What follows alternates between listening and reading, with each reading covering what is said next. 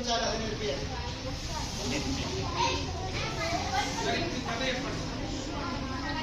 అవును, మెల్లిగా శ్లోకాలు మనం నేను శ్లోకాలు కూడా ఇచ్చాను కదా, కొత్త ఎవరు ఒకటే శ్లోకం మనం డిస్కస్ చేశాం. కాపీ చేయడం ఇదేమన్నా పెద్దల్ని ఎట్లా గౌరవించాలి. ఓకే, చాలా మంచి సజెషన్ ఇచ్చారు. మనందరికీ తెలియక కాదు. అచ్చా, భారతం నుంచి తెలుసా మీకు? ముఖేష్ అంబానీ తెలుసు అందరికీ? అందరికీ ముఖేష్ అంబానీ అందరికీ తెలుసు. ఇంకేమంది తెలుసా, ఆయన రోజున ఆఫీసుకి వెళ్ళక ముందర వాళ్ళ అమ్మకి కాళ్ళకి నమస్కారం పెట్టి వెళ్తాడు. ఇంత గొప్ప మాట చూడండి, అవునా? ఉపాధ్యాయానం దశాచార్య ఆచార్యాణం శతం పిత సహస్రంతో పితృ మాత గౌరవైన అతి ఇచ్చతే అని మనం అంటారు మనుషులు. అంటే ఉపాధ్యాయుడు అంటే ఒక సబ్జెక్ట్ మీకు ఇంగ్లీషు నేర్పేవాడు ఉపాధ్యాయుడు. ఉపాధ్యాయ 10 మంది ఉపాధ్యాయులు ఒక ఆచార్యుడితో సమానం. ఉపాధ్యాయాం దశాచార్య ఆచార్యాం శతం పిత 100 మంది ఆచార్యులు తండ్రితో సమానం. సహస్రంతో పుత్రులు మాత 1000 మంది తండ్రులు తల్లికి అక్కడికి తగ్గిపోతారు. అంటే 1000 మంది తండ్రులతో father raise to the power of 1000 is equal to the respect that you should give to your mother. అచ్చా, ఇప్పుడు ఈ క్వశ్చన్ అడిగారు. ఒక నిమిషం, అదే సైలెన్స్ ఉన్నట్టు బాగుంటుంది. గట్టి అత్యంత నా గుంట ఆగిపోతుంది. మైక్ వినిపిస్తుందా? అనిపిస్తుంది. ఇక ఒకసారి ఏమైందంటే ఎవరు అన్నారంట కృష్ణుతో, అయ్యా మీరు భగవద్గీత ఇవన్నీ చెప్తున్నారు, చాలా బాగుంది. ఈ రోజు ఆ దుర్యోధన చెప్పుకుంటే బాగుందయ్యా ఈ దుర్యోధన అంతే కదా, వాడే కదా మొత్తం బాగున్నట్ట. ఎంతమందికి దుర్యోధనుడు తెలుసు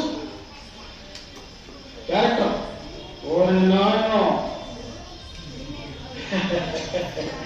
నాకు నిజమైన ఛాలెంజ్ అండి. సరే, దుర్యోధనుడు ఒక బ్యాడ్ క్యారెక్టర్, ఒక విలన్ అన్నమాట. పరమ దుర్మార్గుడు, రావణాసుడు లాంటి నీచుడు అన్నమాట. ఒకరోజు సరే అని చెప్పి కృష్ణుడు వెళ్ళాడట చెప్పడానికి. ఇప్పుడు మీరు అడిగినట్టు తల్లిదండ్రులను ఎట్లా గౌరవించాలో చెప్పమన్నారు కదా, అలాగే కృష్ణుడు వెళ్ళి దుర్యోధనుడికి ధర్మం ఏంటో అని చెప్పడానికి వెళ్ళాడు. దుర్యోధనుడు తక్కువడా? చాలా తెలివేవాడు. ఈయన రాగానే వాడు అమ్మాయిలో ఈయన వచ్చి నాకు ఇప్పుడు పెద్ద ప్రాచం ఇస్తాడు అని చెప్పి దుర్యోధనుడు ఏమన్నాడు? ఫస్ట్ శ్లోకం చెప్తున్నాడు వినండి. మీరు విని శ్లోకాలు మీరు ఒకటి ఇంకోటి అర్థం చేసుకుంటారు. సంస్కృతము భగవద్గీతలో ఉన్నది, భారతంలో ఉన్నది చాలా సరళమైన సంస్కృతం. వేదంలో ఉండేది చాలా డిఫికల్ట్. దుర్యోధనుడు ఏమంటాడు తెలుసా? జానామి ధర్మం నచమే ప్రవృత్తి. అంటే ధర్మం నాకు తెలుసు, చేయబుద్ధి కాదు. ఎంత చక్కటి చూడండి. జానామి ధర్మం నచమే ప్రవృత్తి. నెక్స్ట్ లైన్ కూడా జానామి అధర్మం నచమే నివృత్తి. అంటే అధర్మం ఏంటో నాకు తెలుసు, చెయ్యకుండా ఉండలేము. బాగా ఆ తర్వాత దుర్యోధనుడు ఇంకో లైన్ చెప్పాడు. దాంతో కృష్ణుడు కూడా షాక్ అయిపోయాడు. ఆ లైన్ ఏంటి తెలుసా? త్వయి ఋషికేశ హృది స్థితేన యదా నియుక్తోసి అస్మి తథా కరోమి. అంటే మనం అందరం ఉంటాం కదా, అందరి హృదయంలో రాముడు ఉన్నాడు. భగవంతుడు అంతగా ఉన్నాడు, ఎక్కడ లేడు అని అడగాలి. ఎవరైనా మూర్ఖుడే ఎట్లా అడుగుతాడు భగవంతుడు ఎక్కడ ఉన్నాడు? వాడు చెప్పాలి, ఒరే భగవంతుడు ఎక్కడ లేడు అని అడగరా? అంతటా ఉన్నదంతా భగవంతుడే. మనం కాశీకి వెళ్ళినా, తీర్థయాత్రకు వెళ్ళినా, తీర్థంలో మునుగుతాం, నీళ్ళలో గంగాలో మునుగుతాం, ఒక ముసుగులో మునుగుతాం. ఎందుకు మునుగుతాం? పాపాలు పోతావా? ఎవరో అన్నాడట, రామకృష్ణ పరమహంసతో ఇదే క్వశ్చన్ అడిగాడట. ఈ పేరు కూడా ఇది పేరు వీళ్ళండి మనీష్ అని మంచి పెయింటింగ్ వేసుకోవాలి. పెయింటింగ్ చూశాను, సూపర్ మనీష్ పెయింటింగ్. ఒక నిమిషం మీరు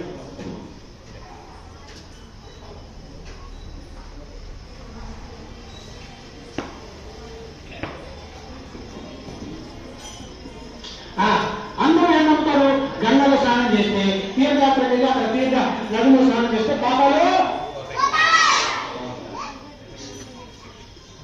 రామకృష్ణ పరమహంసని ఎవరు అడిగారంట, సార్ నిజంగానే పోతాయా? ఆయన అన్నాడు, పోతాయి, కానీ నీళ్ళ నుంచి బయటికి రాగానే మళ్ళీ వచ్చి పట్టుకున్నాయి.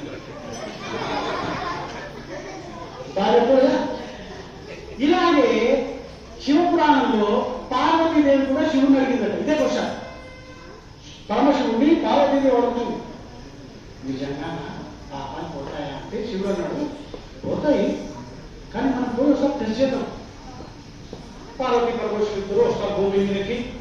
శివుడేమో ముసలాంలాగా అయిపోయాడు, పార్వతి ఏమో ముసలాంలాగా అయిపోయింది. గంగా దగ్గరికి వస్తారు.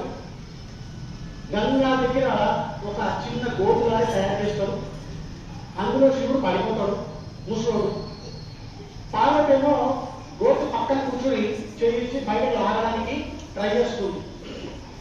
ఇతరులు మళ్ళీ అక్కడ పోతూ ఉంటారు. గంగ పక్కనే జరుగుతుంది సీను.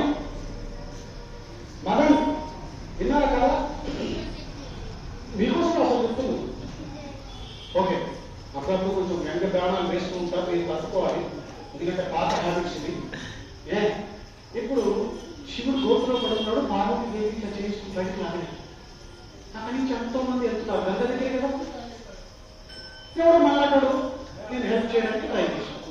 చేయగానే పార్వతి అన్నట, మీరు పాపాలు లేని వాళ్ళు అయితేనే నా మొగుని గోపురం బయట అనగానే, ఏమో ఇది పెద్దగా ఎవడున్నాడే పాపాలు లేనివాడు, పీకలాగా పాపాలు మునిగి ఉన్నారు అందరూ. అసలు బయట విన్నాడు పీలేదు. ఇంత లోపల మన మనీష్ గారు వచ్చారు. బయట మనీష్ గారు వచ్చి చూశాడు, ఏదమ్మా చెప్పాడు, పాపాలు లేకున్నాను పరమ పునీతుడు అయితేనే వాళ్ళు అంటే మనీష్ చూశాడట. అట్లా ఇంకా పెద్ద బ్యాగరీ ఉంది, మళ్ళా 100 మంది చూస్తున్నాడు. ఏమంటుందో శ్రీను మీకు కూడా అనిపిస్తుంది, ఏం చేస్తాడు మనీష్? ఏం చేశాడు తెలుసా? రప్ప పోయి గంగాలో స్నానం చేసి మునిగి పర్వతం నుంచి మళ్ళీ చేయడానికి కదా. అక్కడ నించున్న వాళ్ళందరూ గంగా స్నానం చేస్తున్నారు, కానీ శ్రద్ధ లేదు.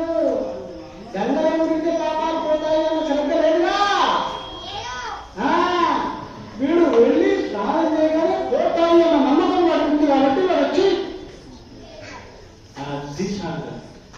అవునా? One good round of claps for Manish.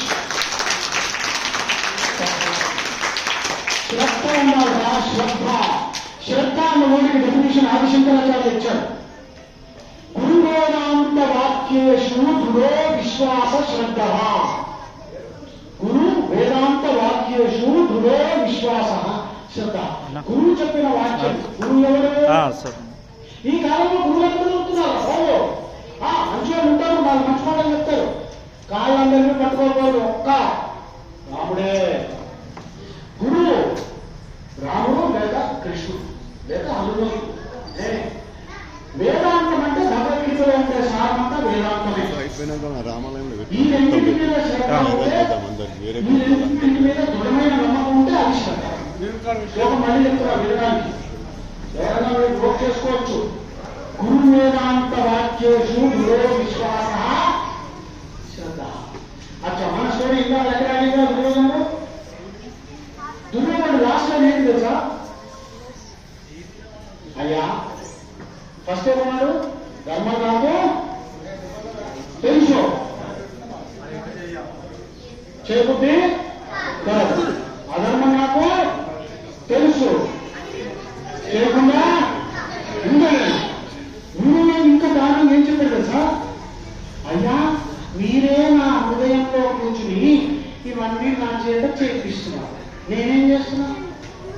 అంతా చూసారా, నీ పని పడతాము, ఇంట్లో ఎట్లా జరిగింది అన్నీ అది సంగతి అన్నమాట. అంటే ఇక్కడ ఆయన అడిగిన క్వశ్చన్, తల్లిదండ్రుల్ని మనము ఎలా గౌరవించాలి అని ఆయన అడిగారు.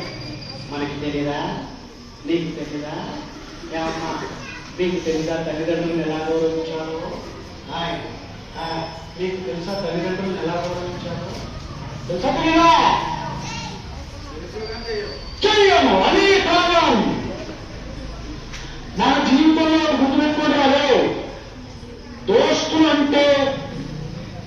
తల్లిదండ్రులు తప్ప ఇంకోటి లేరు. అర్థమైనా వాళ్ళ మాట వినండి, వాళ్ళని కొంచెం సతాయించండి ఎలాగో, ఎందుకంటే వాళ్ళు కూడా వాళ్ళ తల్లిదండ్రులు సతాయించరు. సో మనం కొంచెం సతాయించవచ్చు, కానీ ఎక్కువ సతాయించుకోవడం. అర్థమైందా మనీష్? సరిగ్గా అర్థం కాదా?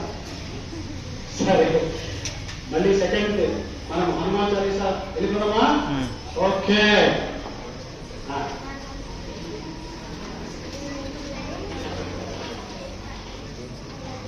Are we all ready for the second chanting? Jai Shri Ram. గట్టిగా నువ్వు